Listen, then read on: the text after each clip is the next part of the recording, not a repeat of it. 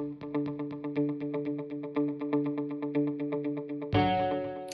everyone, so I'm Tatiana and I'm joined here by India, and today we're going to be doing a C2C. So I'll start with my first question for you, India. What do you think are some of the biggest misunderstandings or misconceptions when it comes to polarizing topics like energy, resources, and the environment? I think that one of the biggest misunderstandings is that the goal between resource development and environmental developments are completely polarized. And a lot of the times a lot of people have the same goal in mind. So people who are supporting, say, the oil and gas industry also care about climate change and also care about the environment. And it's not just a one or the other conversation. Yeah, 100%. That's so true. And especially with like social media and stuff too, it makes everything seem so much more polarized than it actually is with like real people. So, Yeah, exactly. And then people feel like they have to pick a side. So then a lot of people just think, okay, then obviously I'm going to side with the environment because that should be the right thing to do. But there's just so much more that goes into it. yeah, a lot of nuance for sure. Yeah, for sure. Well, I'll ask you a question. What are your biggest concerns with the oil and gas industry right now?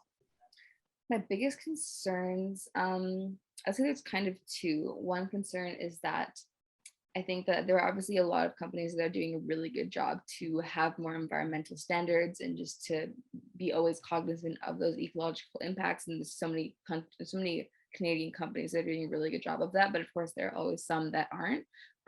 So it's always one of those things where it's never going to be perfect, of course, and there's always going to be some people that are more interested in that than not. But I would just hope that the the well, what's the saying, like the walk matches up to the talk, you know what I mean, where it's like they'll like if they're saying something, I want it to be actually authentically and genuinely acknowledged and understood. So I think that's for me, just hoping that those things are genuine and hoping that the more time goes on, the companies that are doing those great things and can kind of influence and impact those who aren't doing it and try and kind of make all of them, if possible, be working to that same positive goal. So I think that in the meantime, while we're transitioning into obviously renewables in the future, we're still going to need, fossil fuels. So if we're doing that in the meantime, might as well have it be the best it can possibly be, right? And I guess my other concern that I can think of right now is just kind of the conversation surrounding oil and gas and how you can't really have a conversation about it that's not completely like polarized, like you said before. And I think just kind of recognizing that we need, thing like we need oil and gas byproducts to make things like wind turbines and solar panels and things like that. So I'm concerned that if people really want to shut everything down, but then once it's shut down, it's like, well, then how do we make the things that are going to make renewables? So that's kind of I guess, a cognitive distance that I've found sometimes, where I hope that there's a certain balance or middle ground that can be found between, all the different sides. So Well, yeah, I think that's a really good point, and especially to your first one, like there's so much PR and media stunts nowadays, like you never really know what is genuine. And I feel the same way. Like if things are being said and people are saying that they'd like to reach goals, like what are they actually doing yeah, to reach those goals and when are they coming into play, or are they just kind of a near sometime in the future thing? exactly. Great point. So a question for you. So how do you think we can make the conversations around Canadian energy and resources and the environment less polarizing? Well, I think that we have to listen to each other because I know personally I've gone into conversations where I have not had an open mind and super unproductive. And I've learned from that. And we have to be willing to listen to each other so that we can meet at a common ground. Because, like I said before, a lot of us do have the same goal in mind and we can educate each other. Like a lot of people I talk to don't even realize that petrochemicals and plastics are a result of the oil and gas industry, right? So things you use every day. And people are like, oh, well, I guess I do need toothpaste and a toothbrush. So it's kind of interesting. And I've learned a ton from other people that if I wasn't open minded, I would have no idea about. So it's just getting more understanding of each other and our goals. And then you can come out of it and be like, oh, we're both concerned about the environment. We both still want to use our cars. and how can we all have this conversation where we can have an outcome that we're looking towards the same thing, and we're going to work for it as this new generation because we are the future.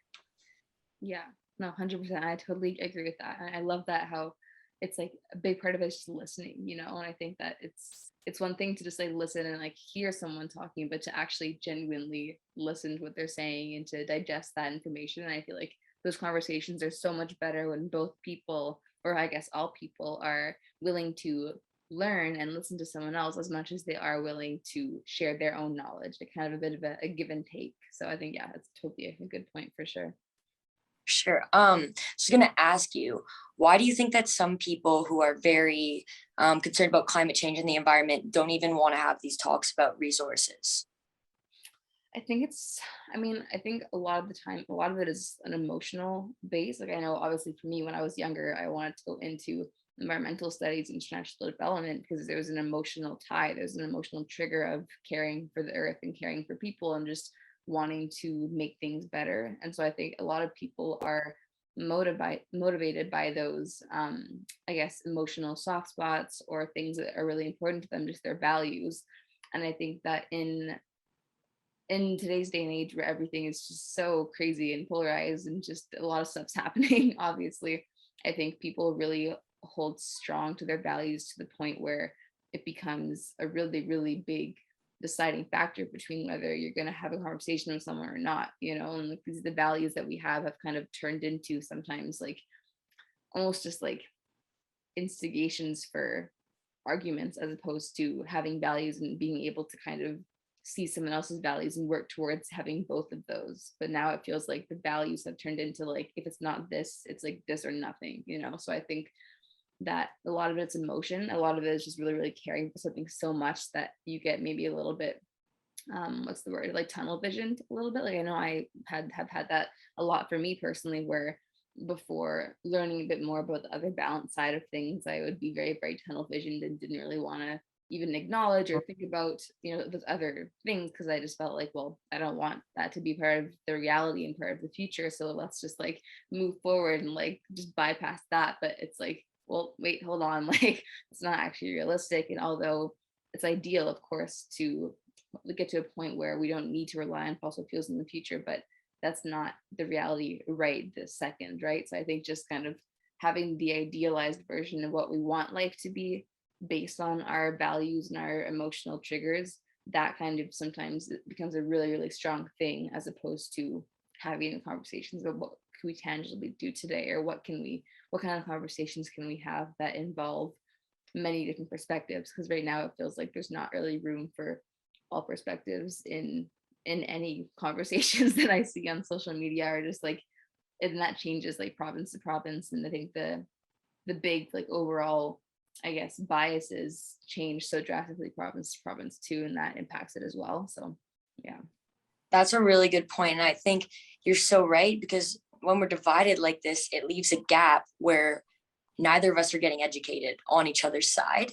And it totally is an emotional thing, right? Like growing up in Alberta, I'm like, oh, I'm so passionate about the oil and gas industry, you know, and then when people talk down on it, it kind of does trigger me because I'm like, well, you don't understand.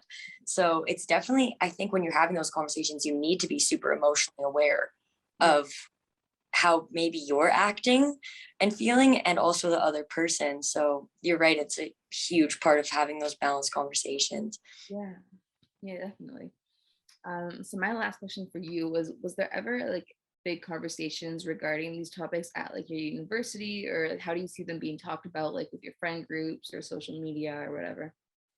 Yeah, so I'm originally from Alberta, and then I went to school at Dal in Halifax. And from to my knowledge, there hasn't been any talk about resources that I know of. And it's very different having conversations there because people are very against resources. And it's quite different than here because people are genuinely pretty open to it. So I have had a tough time having those conversations and balancing them. And I'm trying to bring SFC to Dal in the fall, and I'm really curious about how that will roll out and if people will be interested and willing to learn, because I also want to hear from people that have different opinions than I do, because clearly what we're doing right now isn't working, right? Like we're on two different sides and we need to learn to come together. So I'm hoping that when I get there, I do have friends that do not want to talk to me about it at all. And I'm hoping that now that there's a bit more of an open, safe space and maybe people that are agreeing with them and agreeing with me and all willing to listen to each other, we can come to kind of a consensus like that. Yeah, that's the goal. And it's such a weird thing too, that you mentioned that like I have some friends where I could totally have a conversation with them about just like anything, like even though we might disagree, it's all coming from a place of respect and love and we're fine to disagree.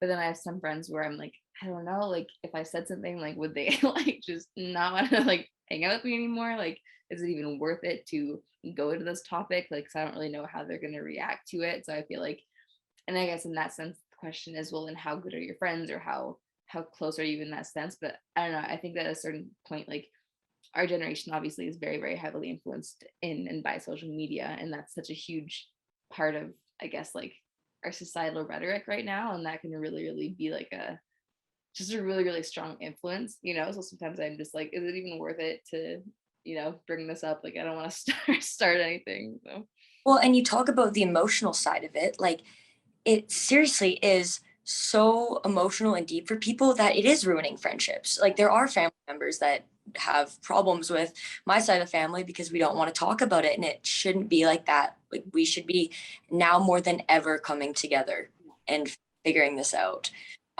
When you're having these conversations with people that generally don't want to talk about it or you're finding it a little difficult, do you have any tips for how to navigate those conversations in the best way?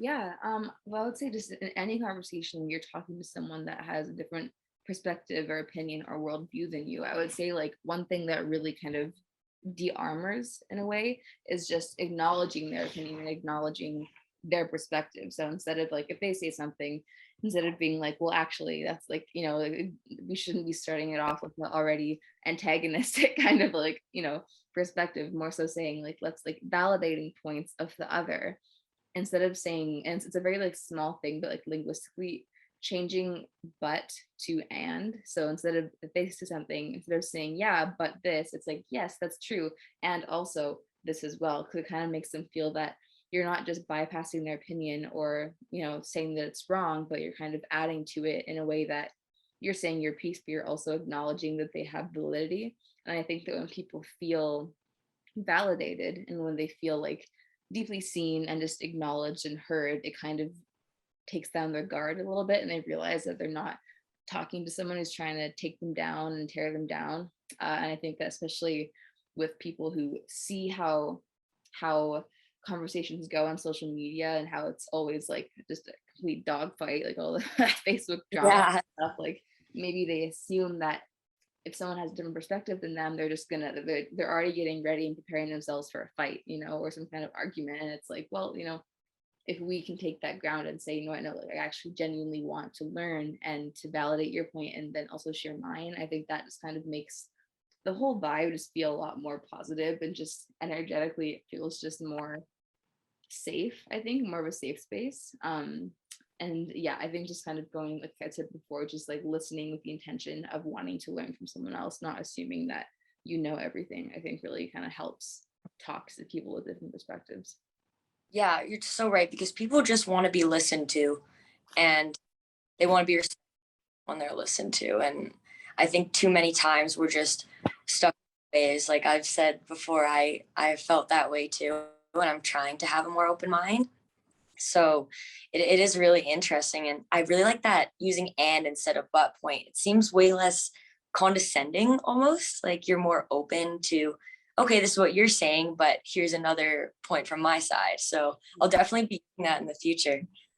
Yeah, it's so funny too, because like seeing how people can just automatically like their energy just shifts in a way. Like I feel like for me, if someone like I've always been a very like stubborn person, and I'm trying to not be as stubborn. But I remember so many moments as a kid where I just didn't want to listen to like, not opposition, but just like I didn't like listening to authority figures if they didn't acknowledge my own as well. So I was kind of just like already having like a wall. So it's just like, no, like you can't Yeah. tell me what to do. So I feel like everyone can probably do their own work in regards to the defensiveness, taking that wall down in order to just, listen from a heart-centered place.